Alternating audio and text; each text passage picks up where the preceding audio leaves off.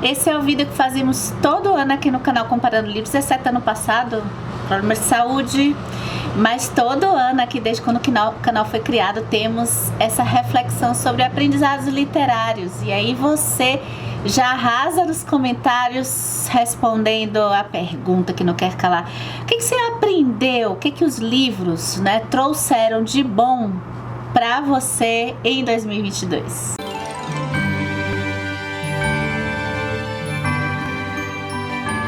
Cada ano os livros vão nos surpreendendo, né? Às vezes a gente vai percebendo a escadinha do nosso progresso como leitor e às vezes a gente tem uma imensidão de histórias para conhecer. E claro que vai ser impossível conhecer todas, ler tudo. Nós leitores queremos ler tudo, mas é impossível. Só que tem uma frasezinha bonitinha, meio coach, mas que eu gosto, que é um passo e não estamos mais no mesmo lugar.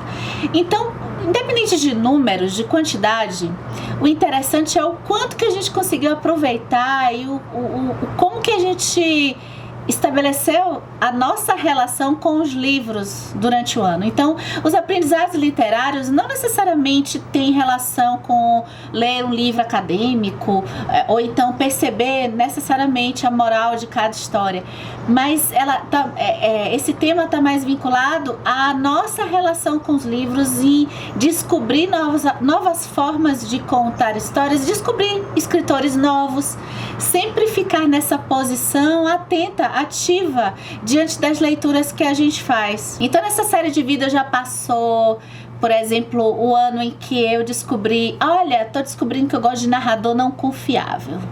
Que aprendizado, né? Olha, tem esse tipo de narrador que eu tô me apaixonando. Teve um ano que eu digo, eu quebrei o meu preconceito com os clássicos, eu estou me apaixonando pelos clássicos. Enfim, os vídeos anteriores dessa série vão estar com o link no box de descrições desse vídeo no YouTube. Depois de assistir esse, você não precisa assistir na ordem, tá? Então depois de assistir esse, pensar um pouco sobre os livros que vocês leram ou histórias que vocês leram esse ano. Aí você pode também fazer ou revisitar esses vídeos antigos ou assisti-los pela primeira vez. Esse ano eu reservei 5 aprendizados literários e vou compartilhar aqui com vocês. O primeiro eu tô chamando aqui de estilos diferentes. Esse ano a gente começou assim meio que uma série de vídeos de Tolkien versus Martin, Dostoiévski versus Tolstói.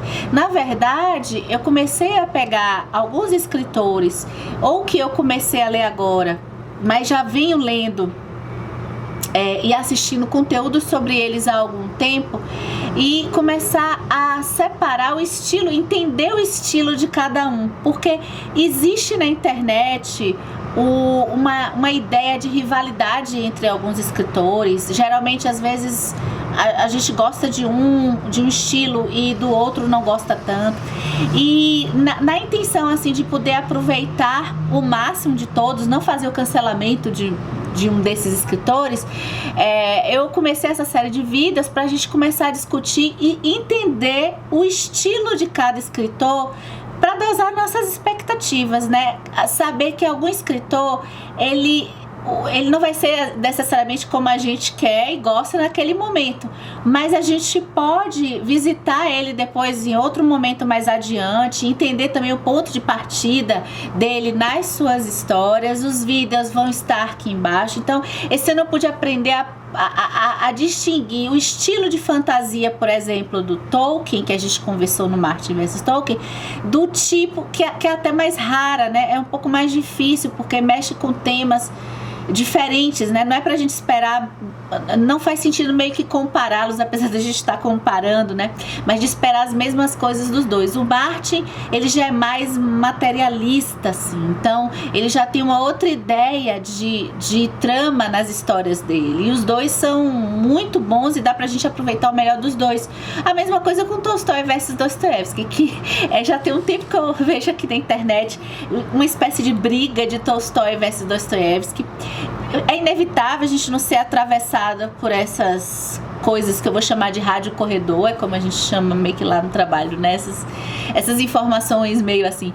E que a gente começa a perceber, poxa, olha, eu tô gostando mais desse, eu tô gostando mais do outro, os dois são ótimos. Mas vamos perceber a diferença entre eles, até porque em determinado momento da vida a gente vai gostar mais de um, mas a gente pode mudar. Às vezes, em outro momento da vida, a gente vai conseguir entender e conseguir apreciar as características do outro que a gente não gostava lá atrás e vice-versa. Segundo aprendizado, eu tô chamando de o ciúme em Machadinho. Olha, essa trajetória que a gente tá tendo nesse canal de ler e conversar conto a conto de Machado de Assis, né, tá sendo espetacular. E no primeiro semestre de 2022, eu pude aprofundar mais a interpretação e análise de um livro que eu li lá atrás, se eu não me engano, em 2020, que é o Dom Casmurro do Machado de Assis. Então, depois de ler o Otelo Brasileiro de Machado de Assis, da Helen Cadwell, eu pude aprender novas possibilidades para ler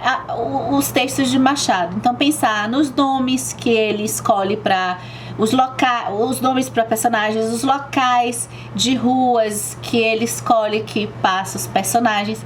E aí a gente entrou aqui no canal esse ano de 2022 no tema do ciúme. A gente meio que foi nas histórias tentando entender o tema do ciúme, partindo de Dom Casmurro, leitura minha lá de trás, né? Mas a partir desse livro aqui da Helen Cadwell. Esse ano eu li também Ressurreição, que foi o primeiro romance publicado, né, por Machado de Assis.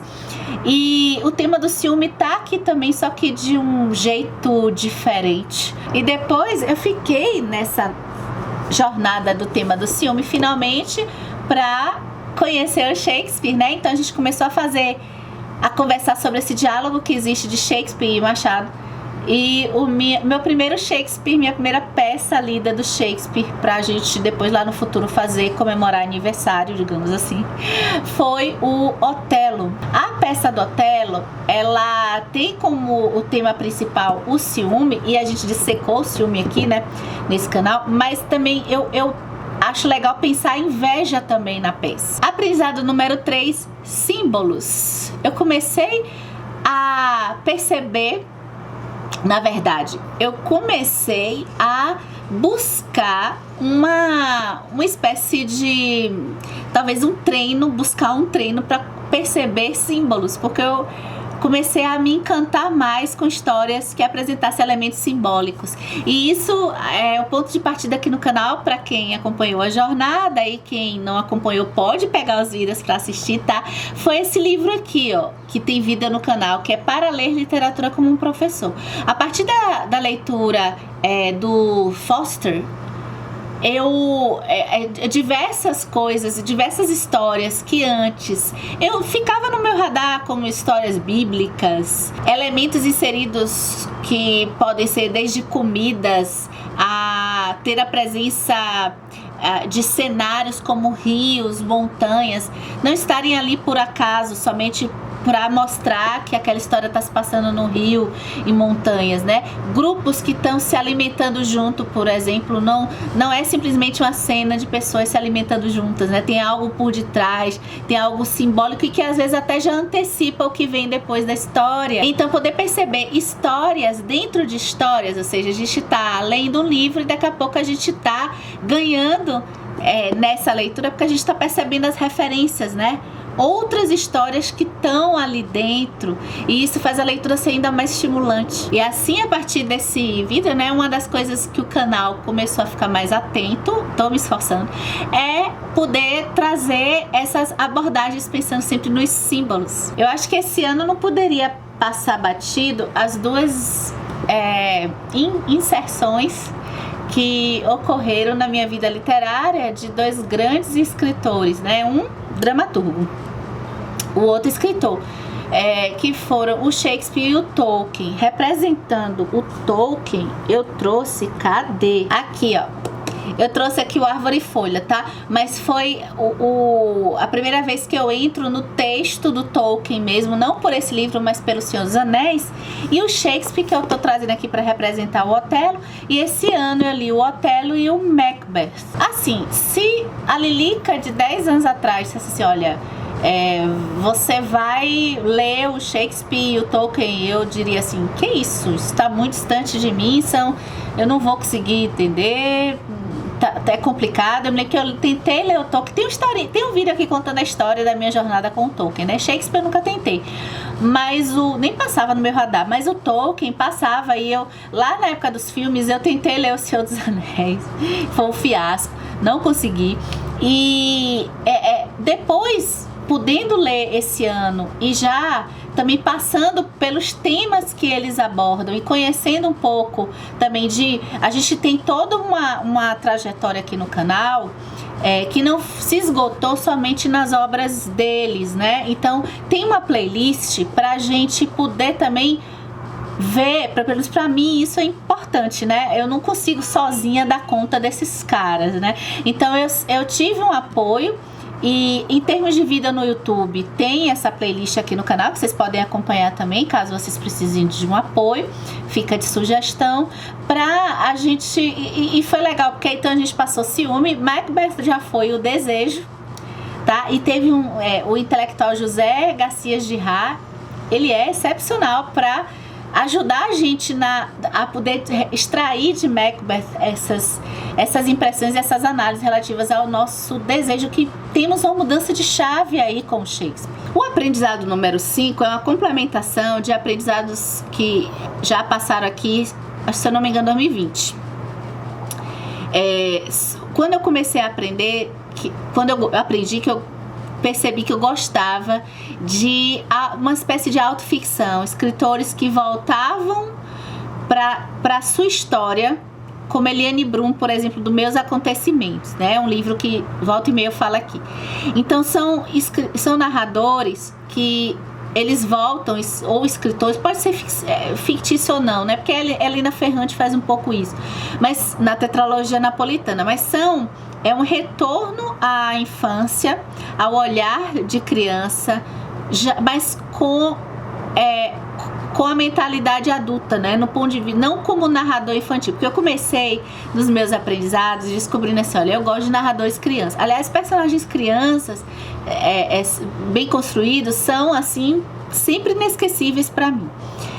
Depois eu fui vendo esse retorno de alguém contando suas memórias, vou chamar de memórias, quando criança. Então teve os Meus Desacontecimentos, e que a Eliane Brum, por exemplo, ela fala de um ponto de vista psicanalítico, voltando meio que no útero da mãe até. Ela cria essa história. Aí vem esse ano a Simone de Beauvoir, uma complementação de aprendizado, porque aqui eu pude ver a visão de uma filósofa. Ela volta de forma crítica crítica positiva e negativa, bons momentos e também críticas a como ela vivia a infância dela, questão de comportamento e tudo, na memória de uma moça bem comportada. Então é um complemento de aprendizado de uma narrativa que eu gosto. É uma narrativa que exige muito de nós, porque principalmente quando é filosófico, né? Que são muitas impressões e sensações que estão muito nas nuances, tá? E por falar em coisas que exigem do leitor, eu li esse maravilhoso, eu tive meu primeiro contato com Henry James no livro Pelos Olhos de Maisie. E, gente, que livro incrível! E como que eu pude também ser exigida, assim, tive que me esforçar como leitora para perceber uma espécie de narrativa diferente, porque aqui a gente vai para uma criança, só que o narrador em terceira pessoa, mas esse narrador, ele só sabe, ele tá em volta da Maisie, ele só sabe o que a Maisie sabe. Ele não tem a linguagem infantil, mas o que acontece é que as coisas que ele tá contando pra gente, dentro da perspectiva da Maisie, exigem de nós que a gente deduza coisas, e a gente vai deduzindo automaticamente outras coisas que não são ditas no próprio texto do livro, tá? Então, ler esse livro foi um aprendizado, e eu fiquei apaixonada pelo texto do Henry James e quero ler mais, já até comprei aqui livro para continuar lendo o escritor. Então, eu acho que a gente completa os 5 aprendizados de 2022, tá? Eu vou ficar aguardando o seu comentário nesse vídeo aqui do YouTube, e é isso, até o próximo vídeo.